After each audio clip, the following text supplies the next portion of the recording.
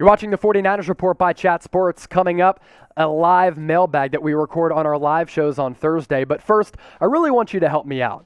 Get into the comments section and just let us know how the channel can improve, how I can improve. If you despise me and you hate me, let me know, but also let me know how I can get better.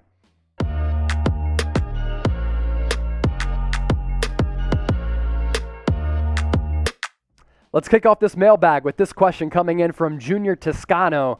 When do you think Trey Lance will be signed? I hope it happens soon, because if it doesn't happen before training camp, is there a potential holdout that could ensue? And for Trey Lance's development, I don't want to see that happen, because I think the Niners coaching staff, they want to get their hands on Trey Lance right away to try to streamline his development. I honestly think that Lance has a realistic possibility of starting from week 1.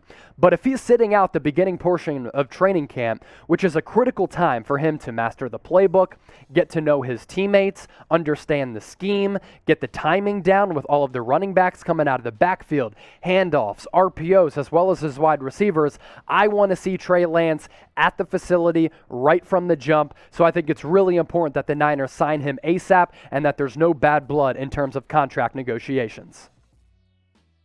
Niner faithful with this question, what are your thoughts on us signing Nsimba Webster to be a return specialist after the Rams waived him? As a return specialist, I don't hate him.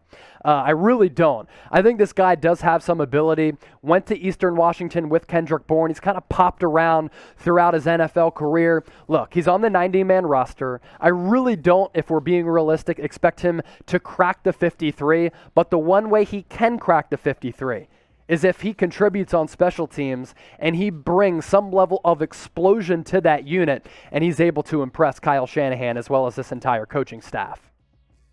Hanif Razak, he's always in the chat every week. We appreciate you, my man.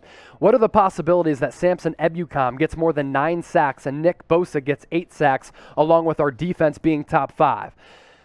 To go to the latter part of that, I think the Niners defense can be top 5. I think the personnel is there. If there's one concern I have, it is certainly the depth. Kind of all across the board, especially along the defensive line. I really like the Samson Ebukam signing. I thought it was one of those signings that kind of flew under the radar because at that time during free agency, the Niners were busy signing Alex Mack, bringing back Trent Williams, also signing Kyle Juszczyk, Jason Verrett, bringing back some of their own players. And for some Niners fans, yes, Ebukam played for the Rams, but they're like, who is this guy? 31 tackles last year, 4.5 sacks, played so well in Brandon Staley's defense. And I think the plan for him, just let him be a weapon on the defensive end of the football and kind of play him in a hybrid role where he can kind of stand up and rush the passer. Maybe he drops back in coverage from time to time, but I want him to be consistently and constantly on the attack. Sam Webster with this question, what does the Warner deal mean? What does the Warner deal mean for Nick Bosa and Jimmy Garoppolo? So I thought it was smart for the Niners to get the Warner deal done because there are a couple of things that I think are going to happen next. Nick Bosa, I'm not saying he's going to secure the bag long-term ASAP, but at some point, the Niners realize, okay, if he stays healthy and he shows that that ACL injury is behind him, this is one of the best edge rushers in the league. We have to prioritize signing him to a contract extension because he's a very special player entering year 3. As for Jimmy Garoppolo, I think the writing is on the wall that Jimmy Garoppolo is not going to be on the team next season because of that salary cap that's in the mid-20s in terms of millions of dollars. One of the beauties of the Trey Lance pick is having him on his rookie deal for the next couple of seasons. Makes no sense, and it has no value having Lance on that rookie contract if you have Jimmy Garoppolo considering his base salary. So with that, I want to ask this question. Will Jimmy G be on the roster next season in 2022? Get your votes in the comment section. Type Y for yes, type N for no. I'm going to go ahead and say no. Marquise Robertson, I think he watches every single video that we push out here at Chat Sports. Appreciate you, man. Chase Sr., do you see the Niners on winning a Super Bowl or probably making it to the playoffs? Do I see the Niners making it or winning a Super Bowl?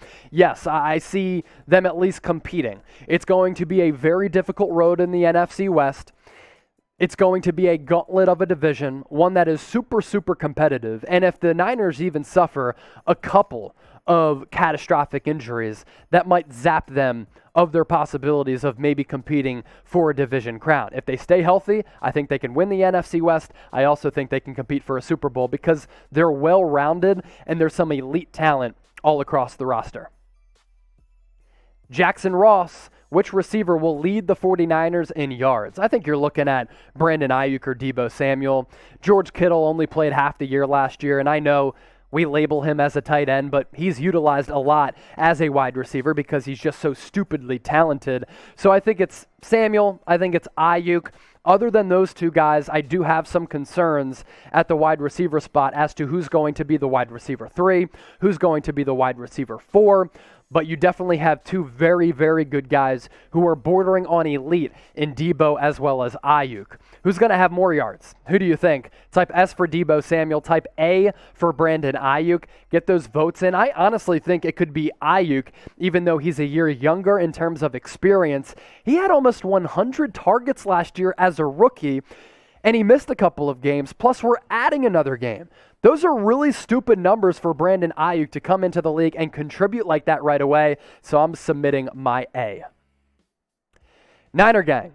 Chances are, if you're living in the Bay Area, maybe you're a fan of the Golden State Warriors, and they are entering such a pivotal offseason, and a really intriguing one at that. The good news is we have a Warriors channel right here at Chat Sports, and I am the host of it because I do a lot of NBA here at Chat Sports as well. Let Warriors Today by Chat Sports be your go-to spot for everything Dubs. Help get us to 20,000 subscribers. It's really your home for all of the latest Warriors offseason news and rumors, free agency updates. Chat Sports will be live for the NBA draft on our main Chat Sports YouTube channel next Thursday. YouTube.com/Warriors TV. Subscribe right now. Help get us to 20K. Britt, 125. What are your hopes for Dee Ford? My hope is that Dee Ford is able to stay healthy. I mean, the guy has played, 11, 12 games since signing that monster deal, ever since getting traded from Kansas City to San Francisco in exchange for that second-round pick. When he's been on the field, this dude, throughout his career, has been one of the best edge rushers. The problem is those injuries, and I just have a lot of concerns about him. Coming off neck and back injuries for a guy who has to use his body and his brute force, his brute strength to really overpower offensive linemen, he's not one of the freakish edge rushers in the league like a Nick Bosa who's got everything in his arsenal. He needs to be powerful. So is he going to be able to be that coming off those injuries? I have some concerns. So my hopes for Dee Ford, that he's ready for training camp, that he's able to stay healthy, because that makes an already good 49ers defensive line that much better. Let's get to this rumor question from Pete Gorman. Should we sign Justin Houston? Look, we saw Melvin Ingram go to the Pittsburgh Steelers. I actually think Justin Houston is the better player. He's had less injuries. He's a little bit older, but he's been more productive for a longer period of time. And I think what could happen, what could pave the way for Houston potentially going to Santa Clara, is if there's some type of injury along that defensive line. Houston last year, even though he was in his age 31, 32 season, still had 8 sacks, y'all.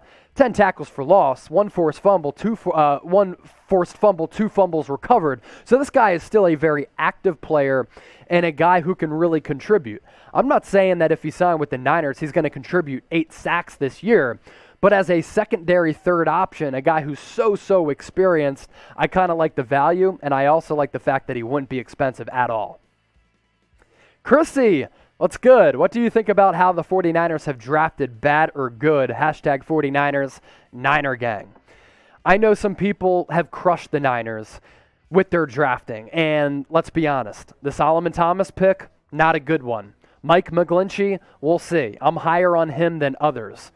But this team still drafted Trey Lance, Nick Bosa, Deebo Samuel, Brandon Ayuk, Fred Warner, Dre Greenlaw, George Kittle.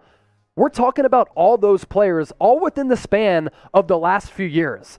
That is a really impressive draft resume from the Niners. Look, every team across the NFL is going to have draft misses. There are going to be busts.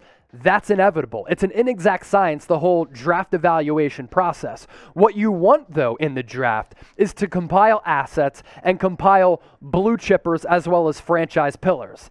That's what the Niners have done. That's a big reason why they made it to the Super Bowl 2 years ago, and a big reason why I think they can once again make it to the Super Bowl this year if they're able to stay healthy. Grade the Niners' recent drafts considering everything that I just said. A, B, C, D, or F. Get those votes in the comments section. B+ for me, maybe even A-. Everybody loves to focus on draft misses, but every organization in the league has draft misses. Solomon Thomas, not a good pick, especially considering how high it was at number 2. Mike McGlinchey, maybe you could have gotten a better player there, but if he ends up being your starting right tackle, hell yeah, that's a good pick. Junior Toscano, should the Niners trade for N'Keal Harry? We're still talking about this. The most recent reports coming from Josina Anderson kind of point to N'Keal Harry reporting for training camp in New England. Also, Stephon Gilmore going to report the training camp as well. Both of those guys kind of disgruntled with their current situations in Foxborough. I am a fan of taking chances on guys who have some upside, who have some ability. I just don't think Harry's skill set fit well in that Patriots offense, especially considering that they didn't really have many other talented options at the wide receiver spot, so they just wanted this guy to be the go-to number 1 target. He's a big body, jump ball dude, not going to get a lot of separation, but that skill set is something that doesn't currently exist on this roster outside of Jalen Hurd. Wet Noodle 187, one of our biggest fans. Thank you, man. Who do you think the kick/punt returners are going to be? Yeah, that's a really good question. Wouldn't surprise me if like an Elijah Mitchell out of the 6th round from Louisiana ends up taking over some of those duties. Ambry Thomas at Michigan had a highlight reel return for a touchdown on a return back in 2019. He was a 2020 COVID opt-out. So you're kind of looking at some young players or bubble players to earn that role as kick and punt returners. And let's be real here.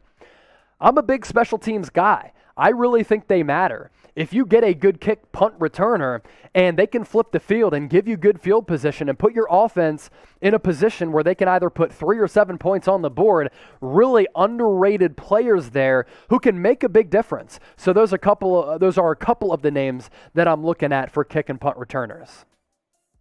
Let me ask you this one more time in case you missed it off the top. If you weren't listening to me, I mean, come on now. How can we improve the 49ers report? Let us know in the comments section. It can be something small. It can be something large. Just let us know because every single day we're trying to get better.